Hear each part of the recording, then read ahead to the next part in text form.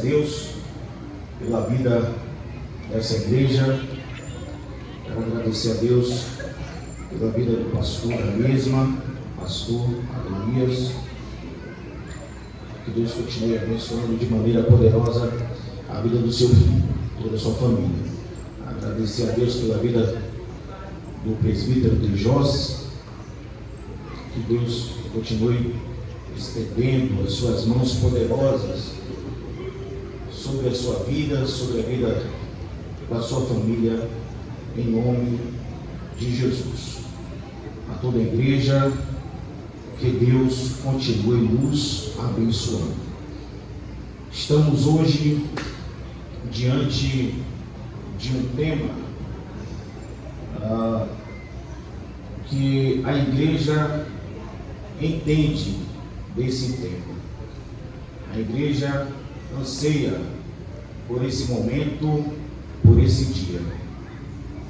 Eu queria que você repetisse comigo: o fim está próximo. 1, 2, 3. O fim está próximo. Pela quantidade de irmãos que estão aqui essa noite, para ensaio foi razoável. Então vamos lá, no 3, com vontade. 1, 2, 3. O fim está próximo. Isso aí. O fim está próximo. Já foi feita a leitura. Primeira carta do apóstolo Pedro, no seu capítulo 4, versículo 7, que diz: o fim de todas as coisas está próximo. Portanto, sejam criteriosos e sóbrios, dediquem-se à oração. Esta carta que o apóstolo Pedro escreveu foi direcionada aos irmãos, aos primeiros cristãos que foram dispersos. Eles viviam em várias partes da Ásia Menor, os quais estavam sofrendo rejeição do mundo devido à sua fidelidade a Cristo. Essa perseguição se inicia a partir do momento que Estevão ali perde a sua vida terrena por uma justa e boa causa, ganhando a sua vida na eternidade ao lado de Deus Pai. Pedro vai chamar os destinatários desta carta de forasteiro ou peregrinos, porém eleitos de Deus. Eram homens que constantemente estavam sofrendo ameaças, perseguições, não tinha uma moradia fixa, estava sempre indo de um lado para o outro, tentando ali viver um pouco mais, fazendo a vontade do Eterno aqui na terra. Sim, peregrinos sim, forasteiros sim, mas escolhidos por Deus. Vocês estão nesta terra de passagem. Vocês estão aqui de passagem. A nossa morada não é aqui. Eu queria que vocês entendessem isso. A sua morada não é aqui, Rangel, mas aqui tá bom. Mas não é aqui a sua morada. Deus tem algo superior, melhor, algo que sua mente nem consegue imaginar. É o céu que está preparado para os salvos. Quem vai morar no céu, diga amém. Amém. Os cristãos na igreja primitiva, eles, como eu falei, começaram a ser perseguidos após a morte de Estevão pelos judeus, mas também com mais agora força a perseguição a partir do ano 64, quando Roma ali foi incendiada. Historiadores falam que muitas das cidades foram queimadas, menos a que tinham a maioria dos cristãos morando. Logo subentendeu que quem colocou fogo em Roma foi os cristãos. Mas diz a história também que existe um grande indício que quem colocou fogo em Roma foi o próprio imperador. Mas a conta caiu sobre os cristãos. Angel, o que tem a ver isso com o arrebatamento, o tema que está sendo mencionado essa noite? Preste atenção que você vai entender. Os cristãos, a partir daí, irmãos, foram perseguidos de uma maneira tal que eles eram colocados em estacas e ateavam fogo sobre eles. A história diz que faltaram estaca, mortes no Império em Roma, por conta de todos os dias à noite eram queimados cristãos. Os jardins do imperador eram iluminados com a fornalha dos crentes se queimando. Isso aqui, irmãos, é a história da igreja primitiva. Nossos irmãos eram devorados vivos, eram jogados nas arenas. Os leões vinham e devoravam os primeiros cristãos. Os primeiros cristãos também, eles eram como se fosse algo que alegrava o povo. A perversidade que ali faziam com os cristãos alegravam aquela grande plateia.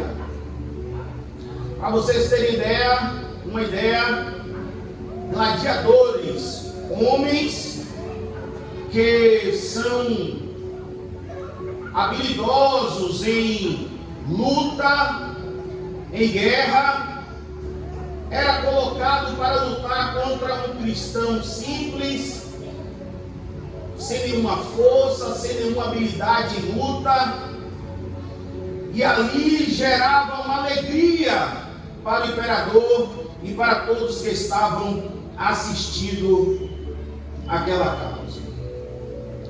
Diante de tantas perseguições, diante de tanto sofrimento, eles não negavam o Cristo, o Jesus Cristo, a qual você e eu sigo.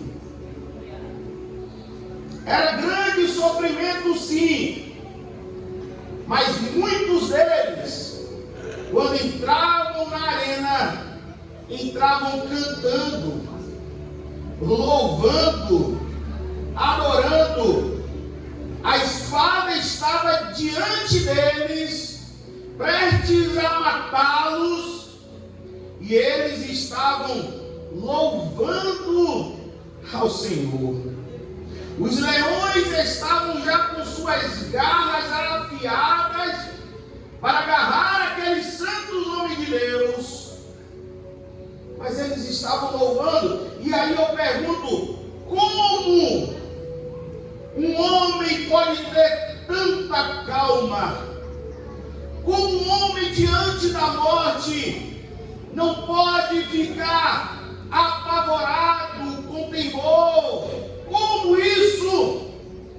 A única resposta é que, com certeza, esses homens eram cheios do Espírito Santo de Deus.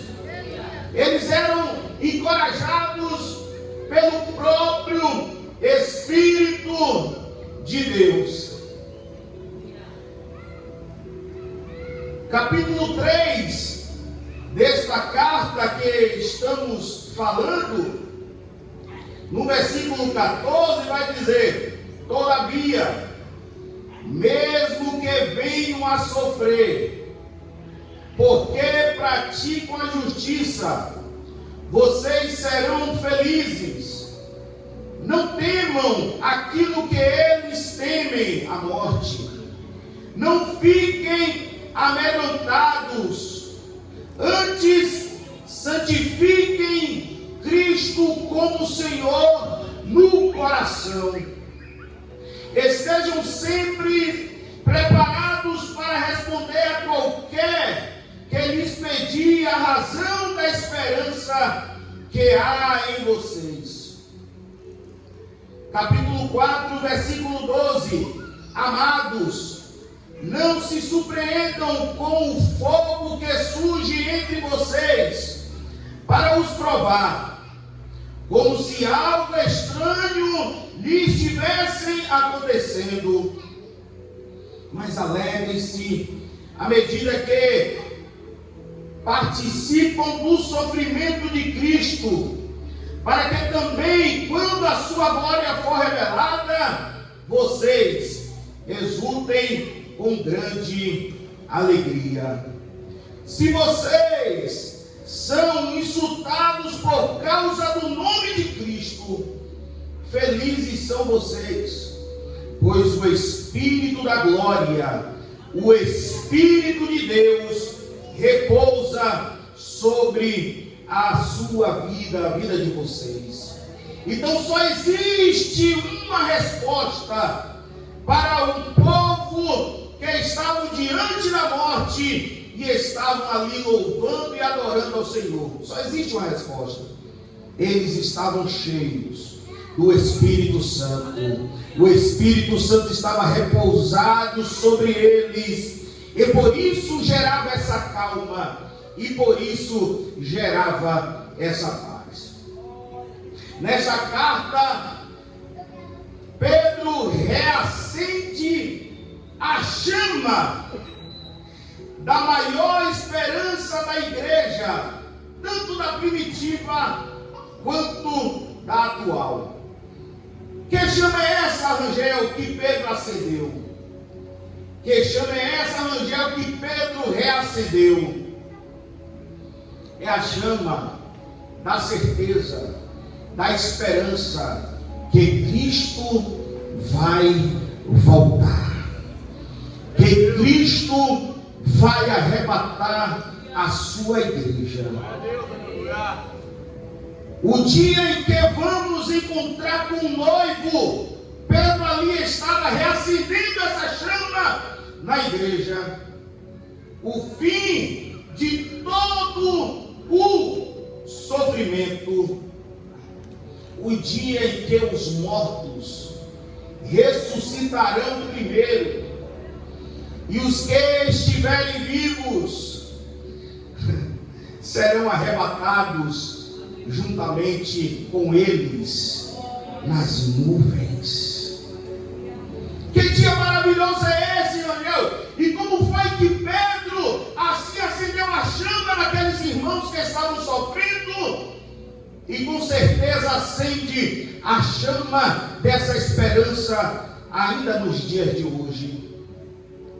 Pedro, ele vai nos lembrar que o fim de todas as coisas está próximo.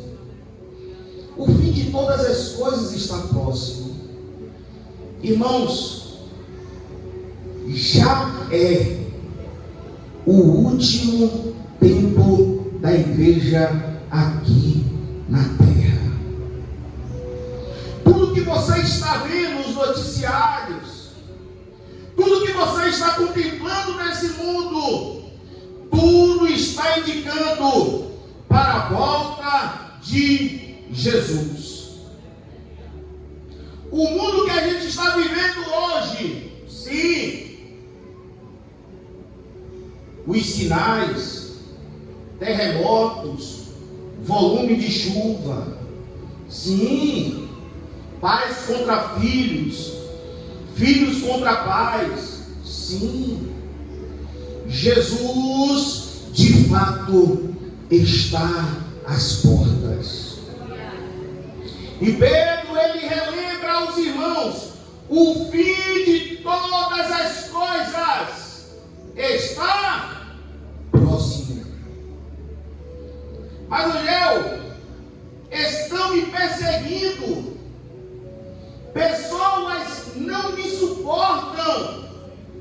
Tenha calma, o fim está próximo.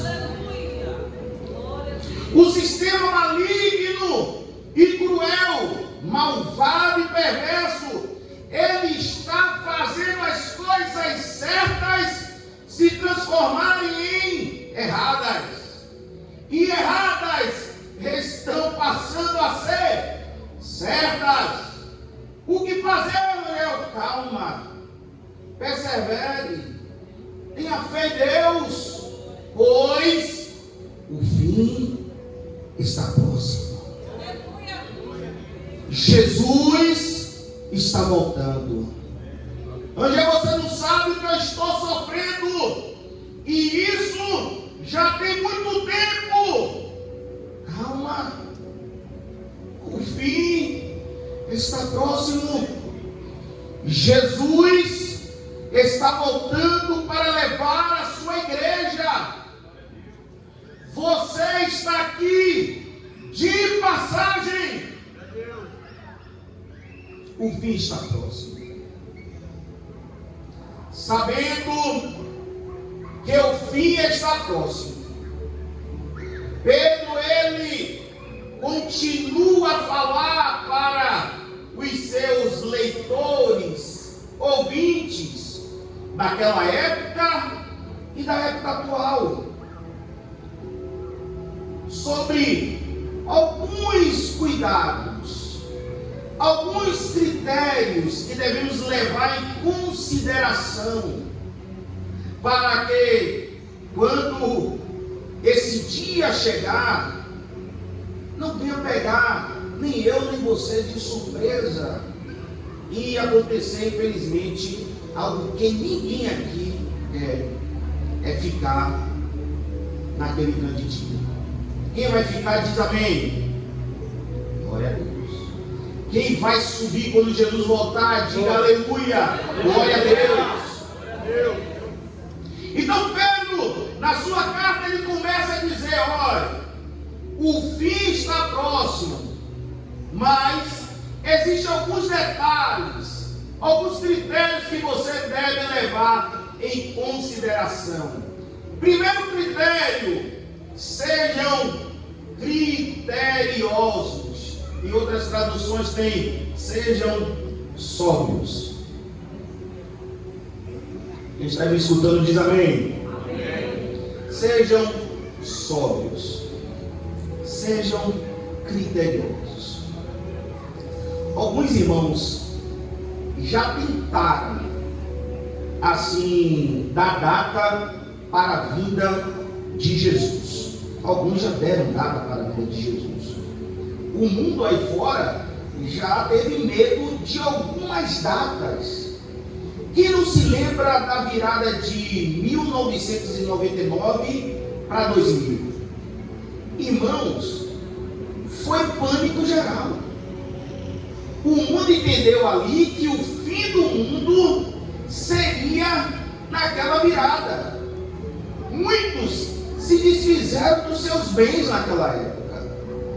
Alguns, já que o mundo vai se acabar, deixa eu me jogar em todo o pecado possível. Sim. Alguns fizeram isso, sem critério nenhum, já fizeram grandes alvoroços. Quem não se lembra da data 12/12 de 2012? Eu me lembro.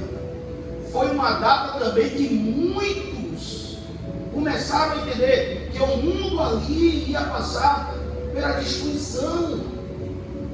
Angel, por que você está falando sobre isso? Um dos conselhos de Pedro é: sejam criteriosos, sejam sóbrios. Como assim, Angel? Essa data, irmãos, ninguém sabe, só Deus. Só Deus. Angel, mas tem uma religião aí que falou que é a data tal. Esqueça isso. Obra do engano. Tem muitos dessas religiões que já criaram data e com certeza todas elas falharam. 22 de outubro de 1844 teve uma igreja que falou: Jesus vai voltar nesse dia. Só que esse dia ficou conhecido como o dia da grande decepção, pois eu sei, você sabe, que Jesus não retornou naquele dia. Mateus 24:36 vai dizer: quanto ao dia e a hora, ninguém sabe, nem os anjos do céu, nem o Filho, senão somente o Pai. Jesus, onde é que você pode me afirmar? Jesus está próximo. Jesus está voltando. Viva o agora, como se Jesus fosse voltar amanhã, não, como se Jesus fosse voltar agora. Jesus está voltando. Segundo ponto, que Pedro, ele traz um detalhe, para que nós venhamos estar atentos. Segundo ponto, dediquem-se na oração. Dedique-se na oração. Mas já oração não é dever de todo crente. Porque Pedro fala sobre oração? Tem uma parábola de Jesus, irmãos, que não foi bom aquela parábola. E quando a gente vê o que está acontecendo nos finais dos tempos, e a gente começa a analisar aquela parábola, a gente percebe: nossa, agora estou entendendo porque Jesus faz essa pergunta no final. Quem lembra da parábola da mulher que vai atrás do juiz iníquo? Do juiz ímpio. Vocês vão lembrar todo mundo? Amém? Não preciso contar? A passagem do juiz, a qual aquela senhora ia constantemente à sua porta, resolve a minha causa, resolve a minha causa, resolve a minha causa. E aí um dia essa mulher está me aborrecendo demais, ela está me incomodando demais, vou resolver a sua causa. E resolve. E aí Jesus conclui aquela parábola dizendo: se aquele juiz que era mau resolveu a questão daquela senhora, quanto mais Deus que é bom. Só que ele não conclui aí. Ele faz uma pergunta, e vê se ele encaixa com o dia de hoje. Quando o Filho do Homem vier, encontrará fé na terra? Quando o Filho do Homem vier, em outras palavras, encontrará o povo ligado com ele? E uma das formas que o povo se liga com Deus, com Cristo, é através da oração. Mas já por que você está falando que ali a parábola pode estar falando de oração? Porque Jesus inicia falando a importância da oração naquela parábola. E conclui: quando o Filho do Homem vier, encontrará fé na terra? Quando Jesus voltar, que ele te encontre em constante oração. Não perca essa vida de oração, pelo amor de Deus. Pedro está dizendo: tenha uma vida de oração, porque o fim está próximo. O fim está próximo. Você precisa se dedicar na oração.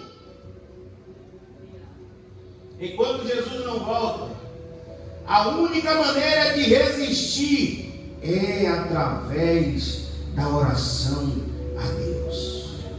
É através dessa comunhão com Deus. Já diz uma música que oração é alimento.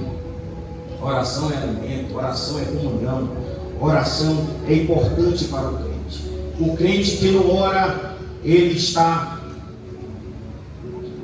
está até morto. Já estou concluindo. A oração faz parte da sua armadura. Efésios 6. Ore no Espírito em todo o tempo, com toda oração e súplica.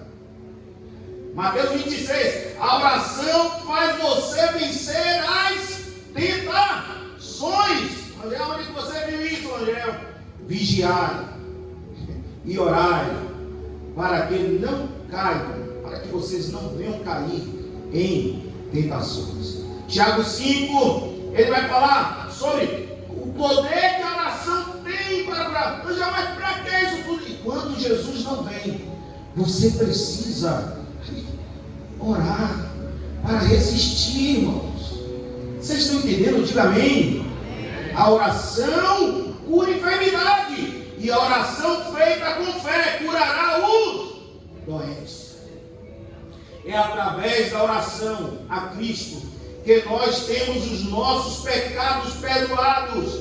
Pois só através da oração é que nós falamos: perdoa as nossas dívidas, assim como nós perdoamos a quem nos deve, aos nossos devedores. Sobretudo, terceiro ponto, sobretudo, amem-se sinceramente uns aos outros, porque o amor perdoa muitíssimos pecados. Irmão Pedro poderia falar de várias outras coisas, mas ele me chama a atenção aqui sobre algumas, e dentre elas, a importância de você amar o seu irmão. A importância de você amar o seu irmão.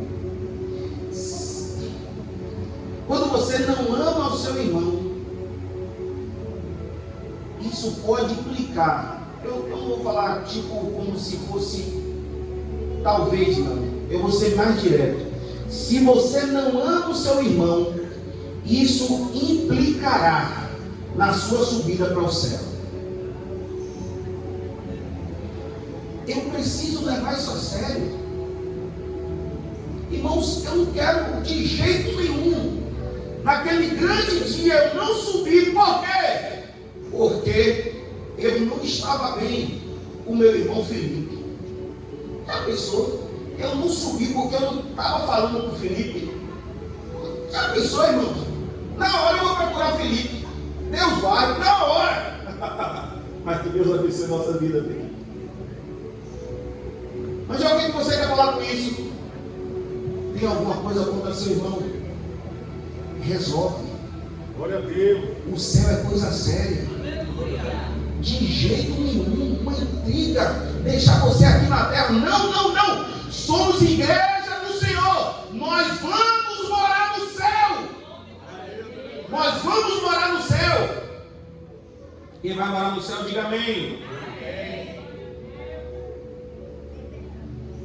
Aqui no texto, a carta vai falar sobre a prática da piedade, no que diz respeito para você hospedar, porque a carta foi direcionada também para aqueles irmãos daquela época, que estavam fugindo ou sofrendo perseguições. Então, muitos iam de uma cidade para outra, e aí um irmão tinha que hospedar o outro.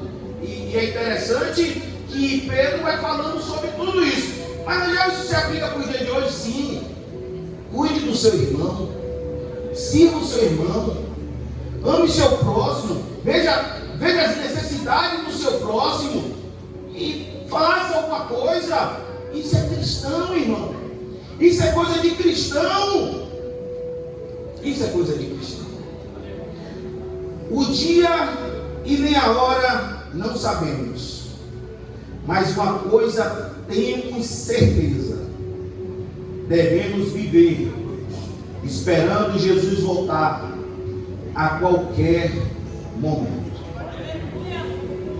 Não tenho certeza da data, o pastor aqui não sabe, o Dejoss não vai saber a data, mas uma coisa, como um homem de Deus, como um ministro do Senhor, como aquele que veio trazer a palavra de Deus nessa noite, eu quero colocar na mente de vocês: vivam como se Jesus fosse retornar agora. Aleluia, glória a Deus.